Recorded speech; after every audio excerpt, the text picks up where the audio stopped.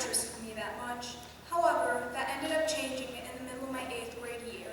One day in school, my English teacher had my class read a poem titled Still I Rise by Maya Angelou, which we had to discuss and do various assignments related to it. During class, I ended up skimming it so that I could get the assignments finished as quickly as possible. However, I decided to actually read the poem out of order a few weeks later, and I realized that it was actually very well written and motivational. Still I Rise is a poem that talks about how despite the obstacles the speaker goes through and the people who try to bring her down, she gets back up and doesn't let that make her give up on her goals in life. Such as Maya Angelou had gone through a lot of difficulties throughout her life, such as growing up in unstable family conditions and having to deal with racism and sexism throughout her whole life. However, she did not let those challenges bring her down and stop her, but overcame them with grace and class.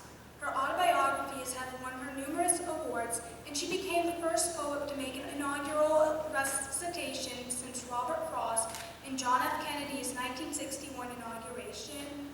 Being human, I have gone through many challenges in life, one of which was living with a disability. There were many people who thought I would never be able to learn to speak properly, so they believed that I would never be able to function in life. Even worse, I was bullied in elementary school because of my underdeveloped social skills, which resulted from my speech delay. Despite these childhood challenges, I was able to overcome my disability, and while it was hard to deal with the bullying and torment daily at school, I learned how not to let my tormentors bring me down. After reading this poem, I realized that even though I had overcome my disability, I wanted to help others who were still struggling with their disabilities, whether physical or mental. Therefore, I decided to start volunteering at the Special Olympics gymnastics program so that I could help other children with special needs feel motivated and willing to overcome their struggles. One thing I have learned about life is that no one will go through it without experiencing difficulties of varying degrees. However, what defines a person is how they handle these obstacles. Maya Angelou could have let her difficult childhood become an excuse to stop her from being successful.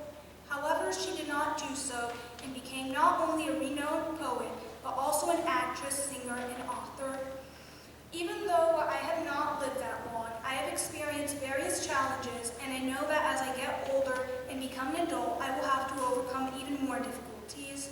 However, reading that poem has really changed my view on life. Before, I used to complain about whatever rough patches I went through and how unfair it was that I had to deal with them. However, I have learned to accept that even if I do not like the challenges I am going through, they will be a part of life,